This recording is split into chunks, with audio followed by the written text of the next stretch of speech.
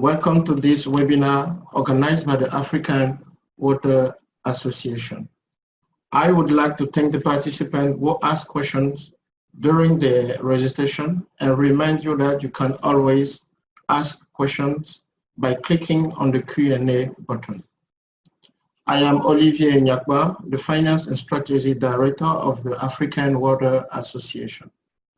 The African Water Association is a Pan-African organization made up of water and sanitation companies, government agencies and municipalities, goods and services companies, individuals involved in the sector of production and supply of drinking water, as well as safe sanitation services. The goal of our organization is to strengthen the capacity of its members, particularly through the sharing of information and good practices so that they can provide safe drinking water and sanitation services efficiently to African people. The thematic of today's webinar is COVID-19 pandemic, what impact and what solutions for the financial situation of water and sanitation companies or organizations. Dear participants, there is no need to recall here that the water and sanitation sector is particularly affected by the global COVID-19 pandemic situation.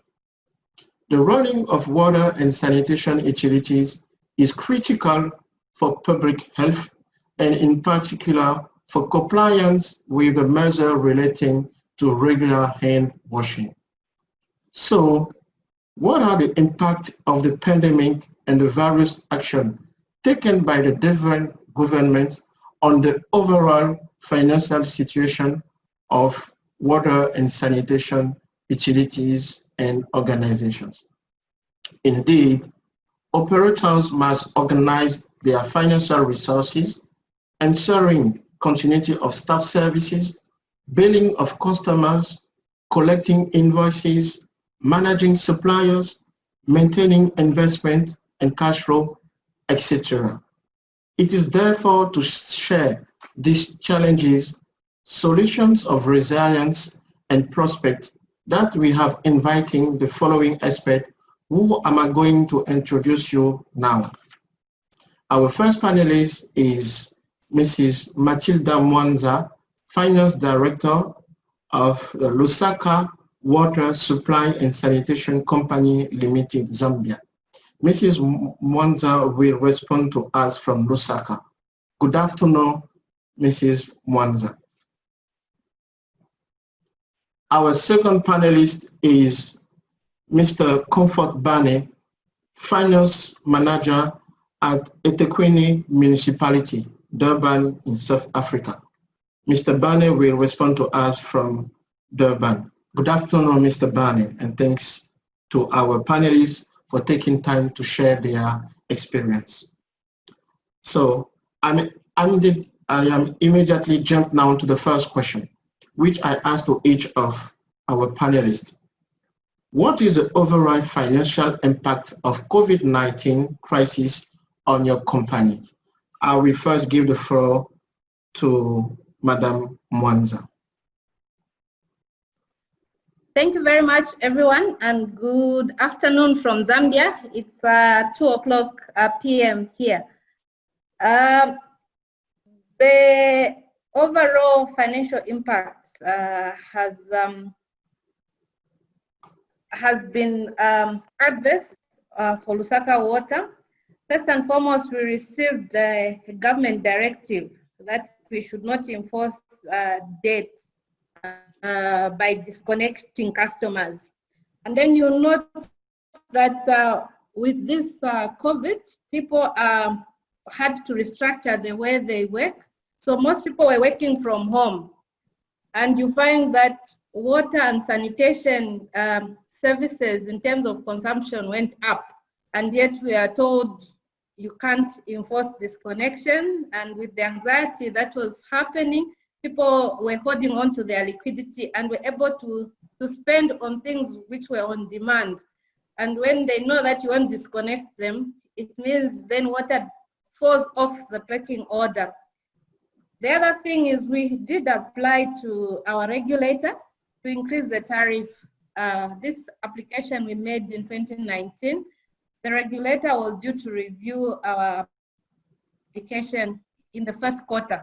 Unfortunately for us, the review coincided with the COVID-19 being declared a pandemic, and consequently, we lost out on the tariff approval, and we are told to wait until the situation stabilizes, which has distorted our budgeting, of course.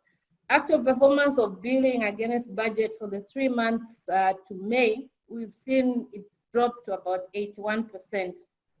In terms of treasury impact, the company working capital has been tight, and the poor liquidity experience as a result of increasing operating costs. You note that we've had to stockpile critical inputs, especially with the looming, at that time, the looming lockdown. It's only now that situation has normalized a bit. And then we also had little money really in terms of excess to spend on services for other critical supplies. Human resource impact, we had to reschedule work at short notice so that we facilitate social distancing. We had to quickly redirect our resources to IT to enable people access their workstations and so forth. In terms of investment, not so much impact, although generally liquidity has been tight on the local market. So even things we wanted to do, we have had to suspend.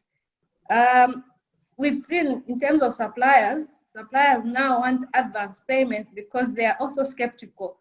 We're also skeptical, especially in March, April. We're skeptical about how this pandemic will pan out, and you find that credit terms were no longer available and not as flexible. Others actually opted to quoting in foreign currency because we saw the local currency depreciating further. We didn't have so much issues in terms of tax, but in terms of the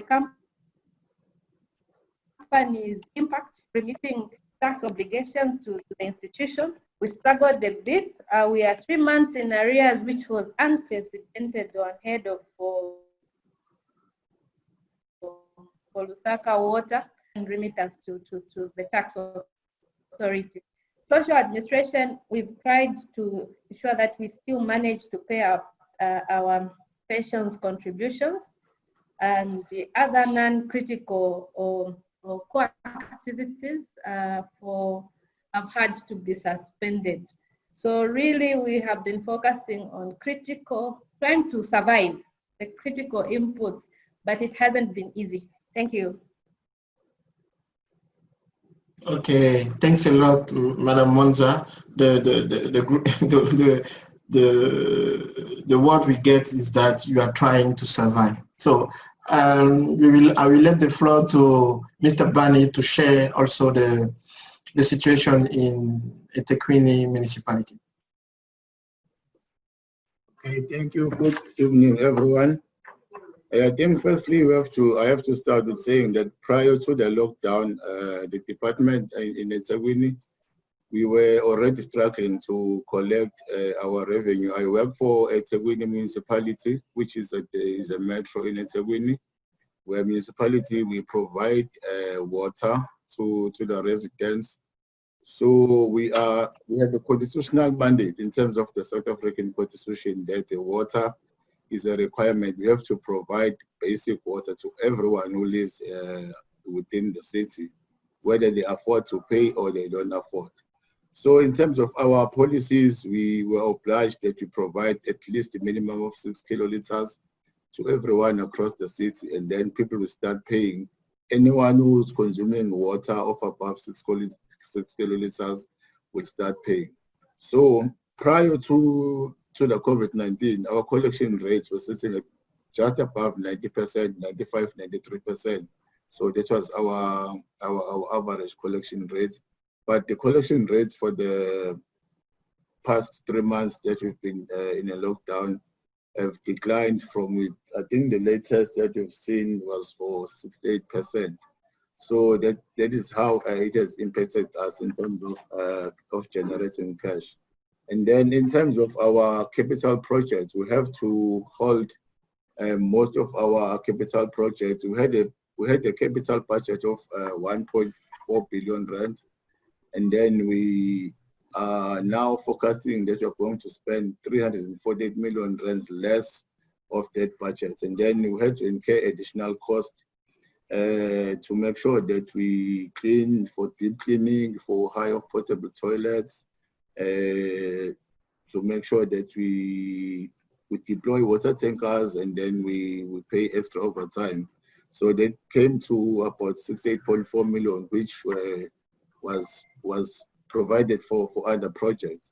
So the lockdown per se has seen, we have seen a knock as such that even for the current year, as I've said, we had a budget of 1.4 billion in capital projects. But now we are forecasting for the next financial year. We've cut that more than half. The budget for next year is 670 million compared to 1.4 billion that we had in the current year, because we're anticipating a huge drop in our collection rates. And it's also going to affect our ability to borrow, as we know that most of our capital projects are funded from loans. So now with our collection rate sitting, it's not sitting in a favorable position. So I think the banks will be skeptical to lend us any money. But we're hoping that by September or October, we'll review the situation. And then if the situation improves, then we'll be able to go to the market and to seek funding, maybe for 1 billion for the entire municipality. And then you can be able to implement some of our projects, because we had to stop some of those projects. I think in a nutshell, it has impacted us that way, that we cannot collect cash, but at the same time, we have to make sure that we are providing water to the community as prescribed by the Constitution. Thank you. Yes, thanks a lot, Mr. Bani. So we noticed mainly a decrease in the collection of the payment. These affect certainly the liquidity and also the relation with the financial partners. We have also a issue with some government agency, such as the taxes. And also a point raised by Madam Monza is the depreciation of the currency. We may also affect the financial situation of the different company. And Mr.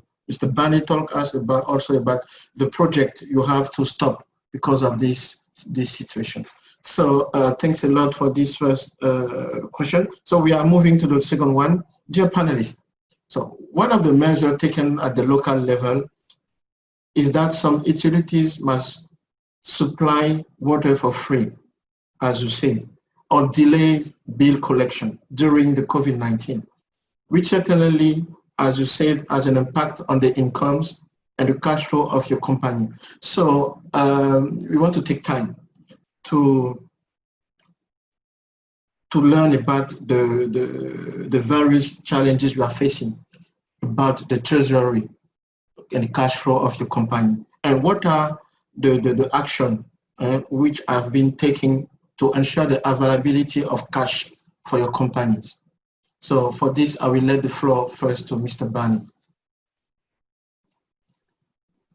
Okay, thank you. I think, as you have said, that we have had a problem that COVID-19, most people, they couldn't go to work.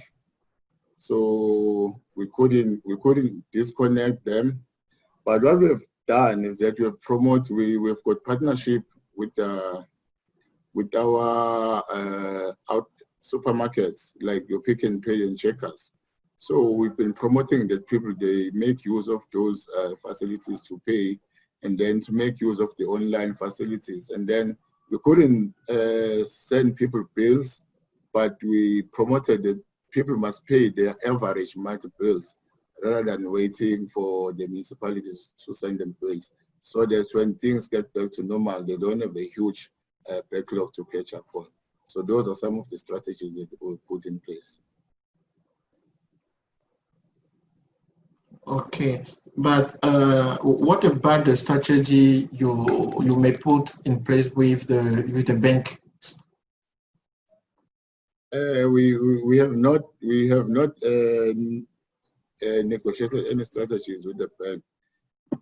Fortunately, we had our days cash on hand is it's more than 90 days. Okay. On a normal business day, we have a 90-day days cash on hand, but we have seen a decline now, because I think the last time I checked, we were sitting just about 40 days cash on hand. So at this stage, our liquidity was not an issue, because remember, we've also stopped some of the operating projects. So which means we're only paying the fixed costs in terms of the salaries and everything. All these other projects that then they stopped, that assisted us now in dealing the cash outflow. Okay, noted. Thanks, Mr. Bane. Madam Monza. Thank you. For us, at a micro level, in terms of an institution, we also, with the government directive that we discontinued disconnections, we currently do e-billing. So we send short messages by text to our customers without threatening them with disconnection. We send messages of appeal, advising them about their bills, the current balance, and appealing to them to settle and not wait to grow their bills. So we have seen some customers responsive, but not to the rate we would have loved to. We've also engaged our banks to try, and we have some loan facilities, credit facilities with the banks, to kind of allow us to extend the repayment period, like where loans are due on a monthly basis. By the end of the month, they've given us a flexi period of about 10 to 15 days after the month end for us to recoup our revenue and remit without penalizing us. We've also had a bit of support from government. Government disbursed some money to help us import, to pay for chemicals and other critical inputs, because obviously our revenue can't sustain the critical operations. We came up with an emergency response plan to the COVID-19 in February, which, okay, somebody's telling me to slow down a bit. So in terms of the banking arrangement, we agreed for some extension with our banks to allow us move from month-end paying loan repayments to about 10 to 15 days. And that has helped us a bit. For our customers, we know we can't disconnect them, but through short message systems, we've been sending them notices, messages of appeal to encourage them to settle their bill and not wait until the ban is lifted, and then they would have accrued huge bills in terms of on their account. So that has helped a bit. In terms of government support, we received a little bit of money to help us procure chemicals, so that we still provide treated water. Of course, I say a little bit because it wasn't the full bill. We still have to pay using our own resources. Then we, at the onset of the COVID-19 in March, we came up with an emergency response plan. And the total bill for the emergency response plan was about $15 million. We shared with all our cooperating partners, the government, and other stakeholders, so that we tell people what is it we're trying to do and want to do, and of course assign costs to that.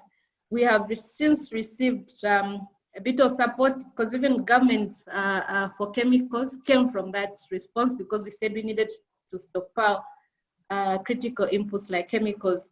We also received some support from GIZ of about $105,000 equivalent they gave us in Kwacha to help us with our efforts, especially just like Mr. Bani mentioned, we also service the urban poor. Most of the residents in Lusaka, at least 70% or so, reside in the unplanned urban areas. So those critically need water and sanitation services, and GIZ came to our aid with efforts targeted at those areas. We've also received some support from other NGOs in terms of donations in kind of masks, chemical masks, sanitizers, as well as hand washing facilities to enable us service our customers better, because our services are such that we need to interact with customers. So we need to guarantee the safety of our customers, not just our staff. So we needed to put these mitigation measures in place. We needed to ensure that our customers as well as our employees are safe when they attend to customers. Thank you. Okay, thanks a lot, dear panelists. So we have the idea of the emergency plan and try to make it finance. And hopefully for Lusaka, we got support from government and from NGO. So this may be some solution the August company can apply. Also, we noticed that we have to push on the distance payment from their customers. So, and also try to negotiate facilities with the bank in order to delay the payment of the loans. Thanks a lot. And now we are moving to our third question. So, dear panelists, in view of this pandemic situation, and particularly regarding the restriction measure taken by the government, and also, I mean, by the health measure taken by your own company, what are the impacts on the production of the financial statement? Because some statements have to be set at a certain time. So what are the impacts of the COVID-19 of the production of those financial statements, and also the impact on the investment and the budget running of your companies? So how did you, and how are you resolving those issues? So Mr. Bani, I will let you the floor first. Okay.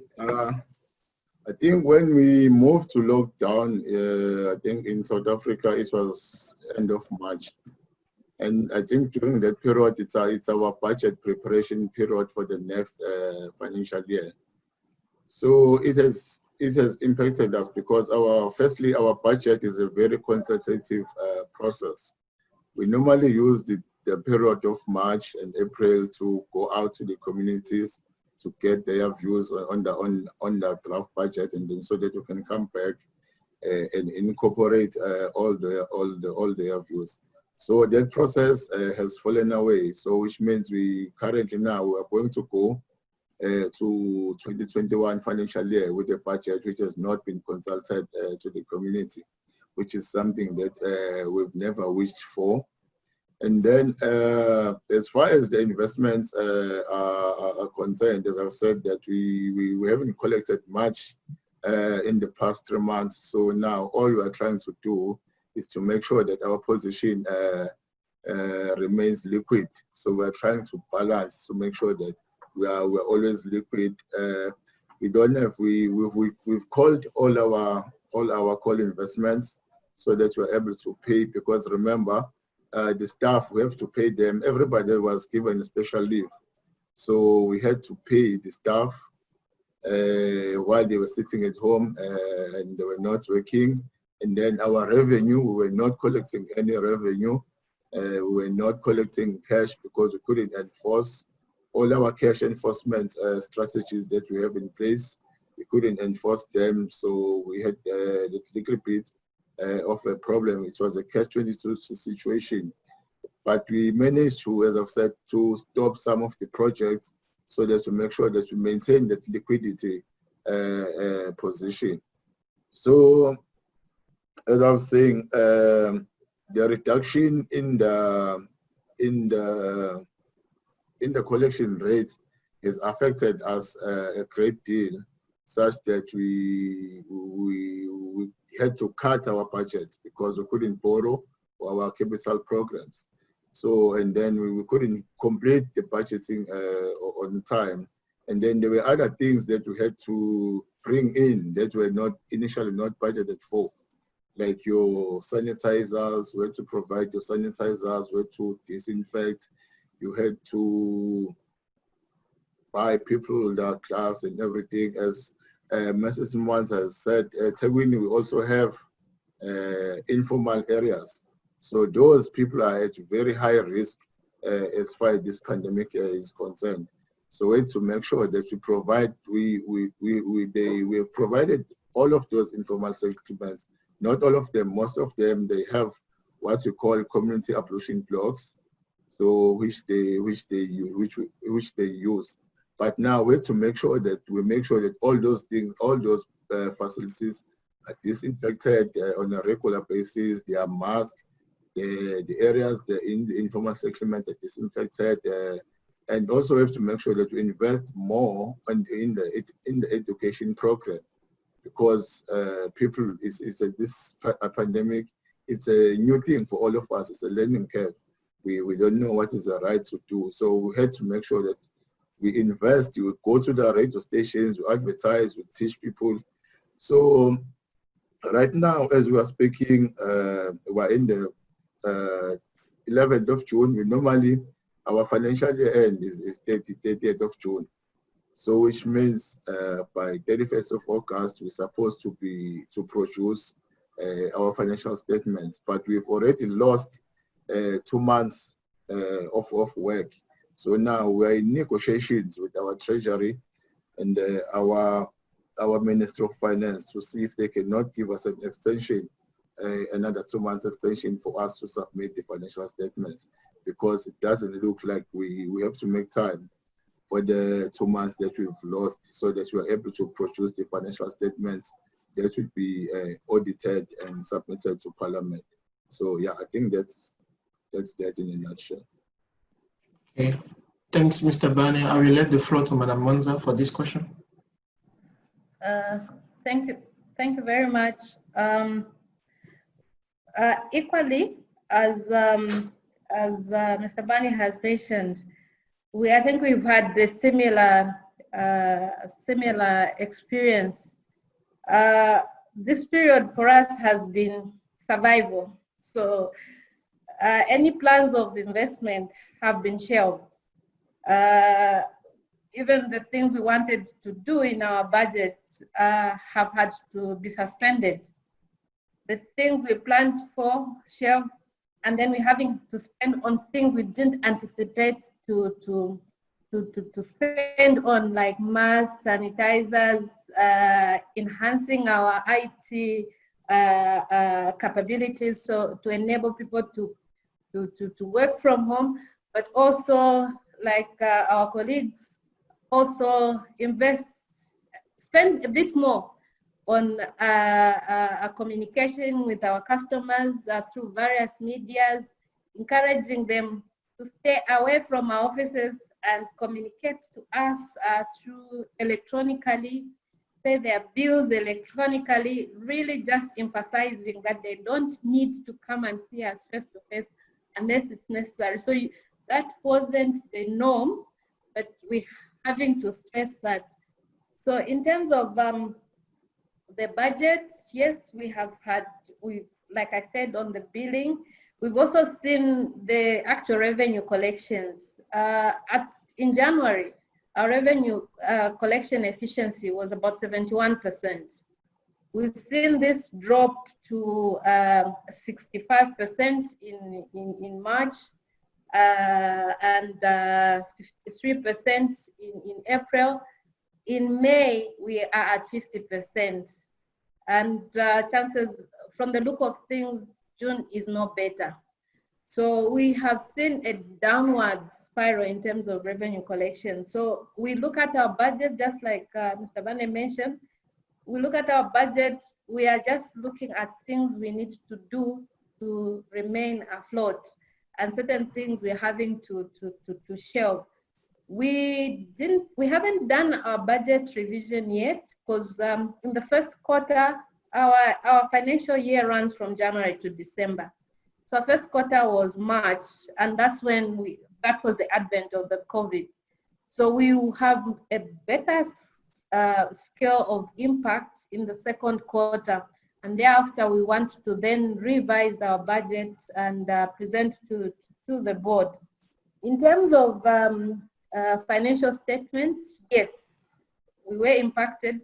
Ideally, we're supposed to produce our financial statements by March and have our AGM April.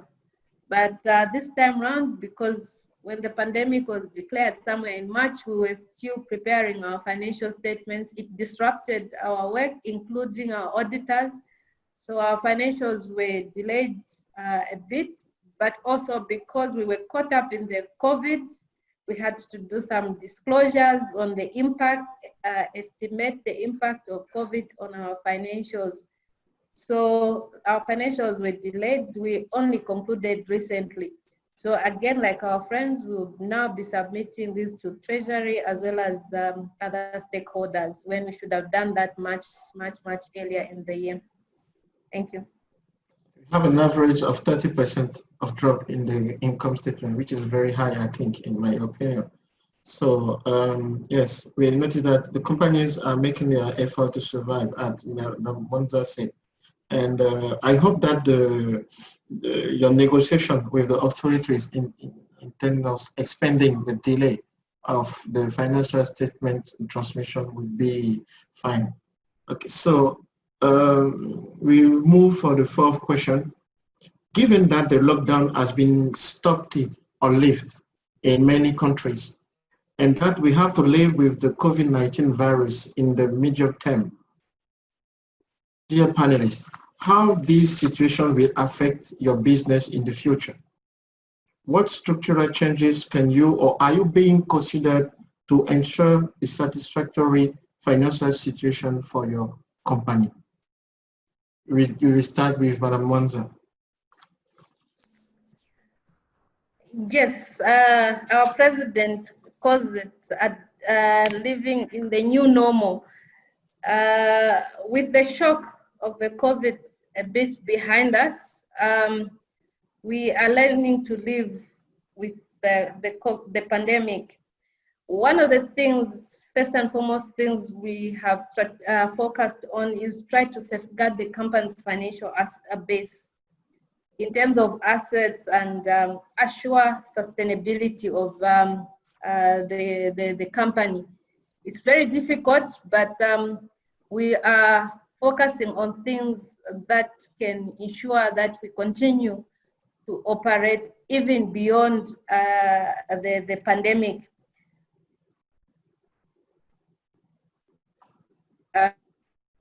The response plan, which we're working with, and along the way we are modifying to adjust to, now that we are having a fuller appreciation of the pandemic. It's a live document. really the aim is to strengthen Lusaka Water's resilience to operate during the pandemic. And I think the COVID has been an eye-opener and any potential future crisis that come our way. We also want to, I think our employees are very critical assets. We want to ensure the health and continued health and safety of our staff, but also we can't just continue operating. We exist because of our customers. So really, when we talk about health and safety, it's not just for our workers, but also our customers, because we coexist. Also, establish means of continuation of water and supply sanitation services through enhanced customer communication and service delivery. We continue engaging stakeholders on how best we can serve customers, especially the vulnerable, and also ensure that customers who are with us stay with us, and even when we are struggling, but also establishing relationship with our suppliers, assuring them that we are just in this transit period, we need them. We need to flexi our contractual obligations with them, but we need each other to coexist. And just assuring them, when you say I'll pay in 2 weeks' time, when ordinarily I'll pay in a day's time, we want suppliers that can take us on our word. And when we come back 2 weeks later, at least we should be able to pay. Those are some of the things we are working on, really developing and really cementing relationships with various stakeholders so that we sail through this period. Thank you. Okay, thank you, Madam Manza. Mr. Bani? Yes, I think this, as we've said, I think it's a learning curve for all of us. It's something that we've never experienced, we didn't plan for. I think the worst part is where we have to balance. We have to balance people's lives and our finances. I think that is the most challenging part. But I think going forward, as a municipality, we want to invest more on educational program to engage with our stakeholders and customers. Like people can know and get used to this idea of conserving water, just using it sparingly, because we know that water is a scarce resource. So if people at least, because one of the challenges that we've had in South Africa in the past year or two was the shortage of water. So we're just coming from that disaster where there was a shortage of water. Now, where God blessed that with their rains, and then this COVID-19 comes. So I think it's an engagement with the stakeholders, educate people, and then we have, on our side, we have to make sure that we accelerate on the water and sanitation projects that are going to supply people with water directly.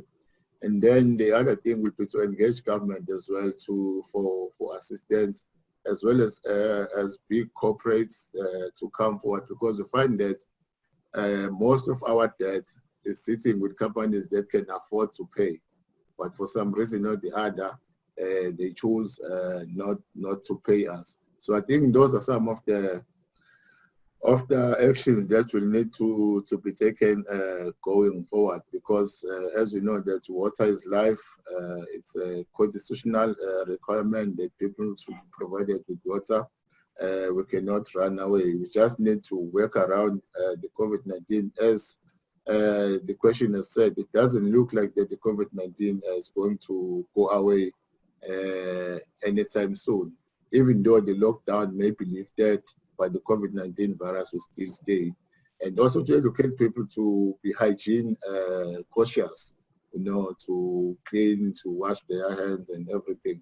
But Having said that, we've got a challenge of the people living in the informal settlements. I think those, as I've said before, those are our biggest challenges, because people living in urban areas, they are used to, they've got water, they're used to cleaning, they are very hygiene cautious. But the people living in informal settlements, I think those are our biggest concern. So that's why we have to strategize around. Thank you. Yeah. So from what I heard, I think that the solution should be, the solution we should consider is to develop a resilience plan and try to finance and implement it first. Also to make more investment in the communication and education for the customers. So Yes. thank you. Now we are going to take few questions from the participants. So for this, Mrs. Awaka Monique, the Monitoring and Evaluation Manager of the African Water Association, will read some questions addressed to our panelists. Monique, you have the floor. Okay, thank you very much, Oliver. Good afternoon, everyone. So we have a few questions from participants. The first one is, what type of capital projects have been lost during this crisis? And what will be the medium and long-term impact? Also, have you seen any opportunities coming out from this crisis? So this is both to our panelists, please. Maybe we should start with Mrs. Mwanza. Thank you, Monique. Thank you. We haven't lost any capital projects per se, but we have experienced delays in the implementation of capital projects, because we currently have a $300 million project called the Lusaka Sanitation Program. It's really a sanitation infrastructure project, and it has entailed digging up, employing contractors, and so forth. Now, with the COVID onset, we saw that contractors had to reorganize themselves, and for some period, works were suspended because everybody was trying to understand what the impact and how to work around the pandemic. So from that perspective, we've seen a delay in the execution of the projects, and we're having to restructure our contracts with several contractors to take into account the effect of the pandemic on the works. It therefore means that service delivery expected from this program will be delayed a bit, and trying to work through how we can mitigate the delay and get the full impact. In terms of the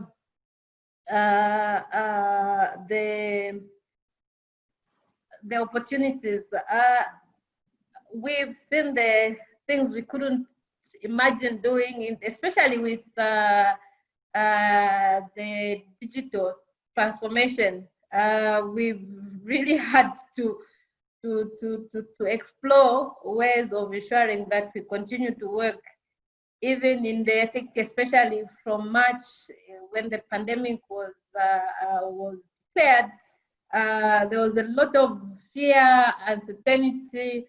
So we had to really see how we can continue to work, even when everybody else is retreating in their homes.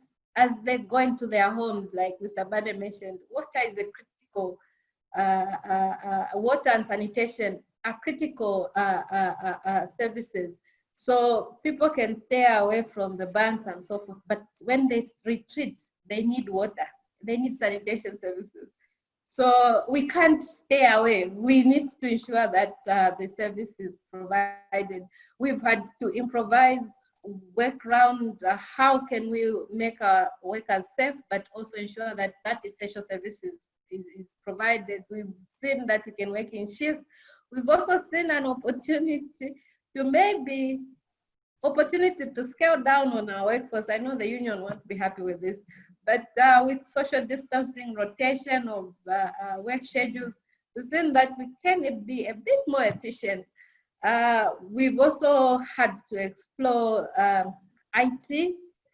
We've seen an increase in e-payment platform.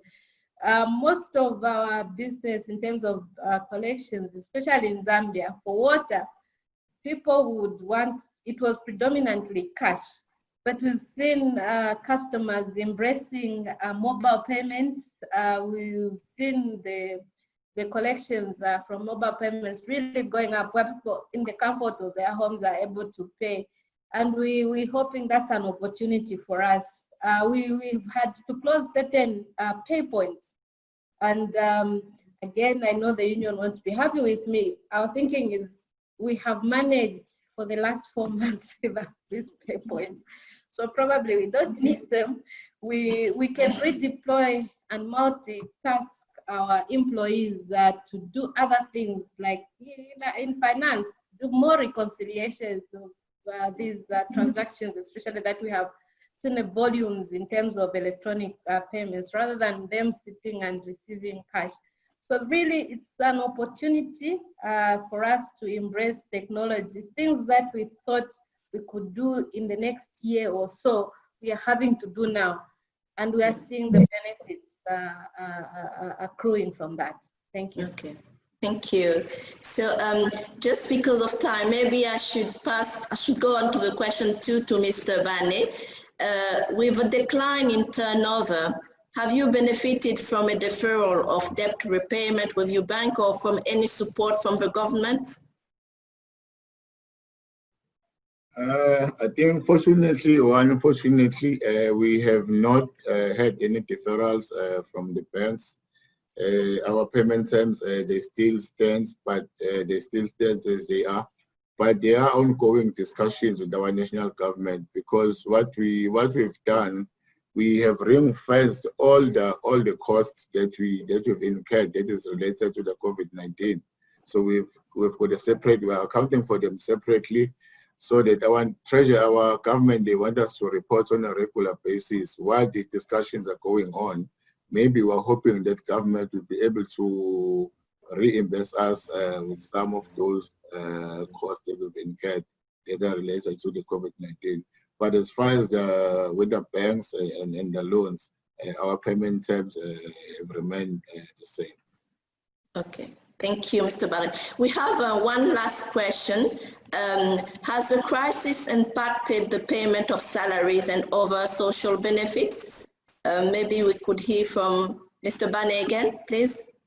Yeah, I think on that one, unfortunately, we have been able to pay all our employees, even those that were not supposed to come to work. They were paid their full salaries. But there's also an active discussions going on that as citizens, they should be contributing some of their leave, because they've been sitting at home for 3 months not coming to work. So the employer is requesting if they can donate at least 2 days a month of their annual leave, so that we make sure that we reduce the expenditure against the COVID-related cost.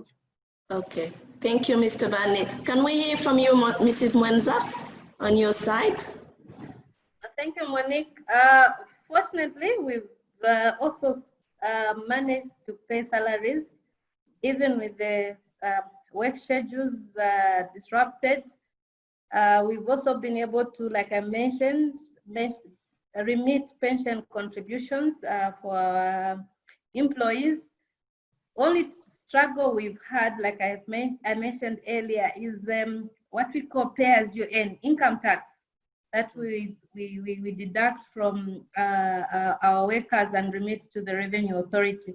We are in consultation with the Revenue Authority on how best to restructure our payments so that we can make good, even as we recover and adjust to the pandemic, living with the pandemic.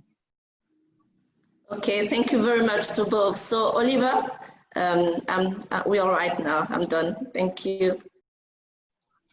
Okay. Thanks a lot, Monique. Over to you now. Yeah. Okay. Thanks a lot, Monique. So we are up to close our session. But for 15 minutes, 50 seconds, sorry, I will let the panelists say their final words. So first, we will start with Mr. Bani for your final words, please.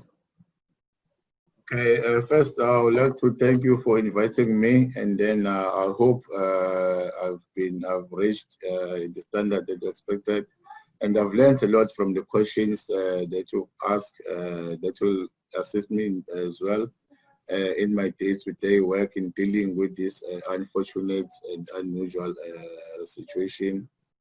I hope all the colleagues have learned something from the discussions, and I wish everybody is safe. Okay, thanks a lot, Mr. Bani. Madam Mwanza?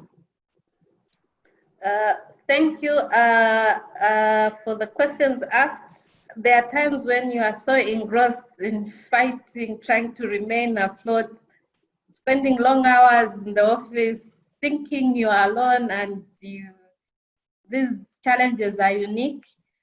But hearing from South Africa that we almost have similar challenges, and even some of the questions that have been posed, you are so busy trying to balance the books, but then these questions actually given me at least time to think through what is it I'm doing, and what is the impact of what we're doing, and how can we learn to survive, and what opportunities are there which our friends are getting. So these webinars are very good. I think it's at times you get to hear certain solutions further apart, but when it's a solution nearer home, it really has a greater impact. Thank you very much for having me. Thank you, Madam Mwanza. It is with this word that we end this webinar. Many thanks to our panelists, and we will notice that we got the chance, we are lucky that in this webinar we have a perfect gender balance with the panelists, and many thanks also to the participants. We hope that you have learned a lot about the situation and the concrete and relevant African solution that will help to improve water and sanitation financial performance in this current pandemic situation. We invite you to complete the brief survey questionnaire that will follow. We also invite you, dear participants, to attend the future webinar hosted by the African Water Association. Our next English language webinar will take place on June 18 with the following thematic: COVID-19, Communication Management for Water and Sanitation Company. Thanks. Over.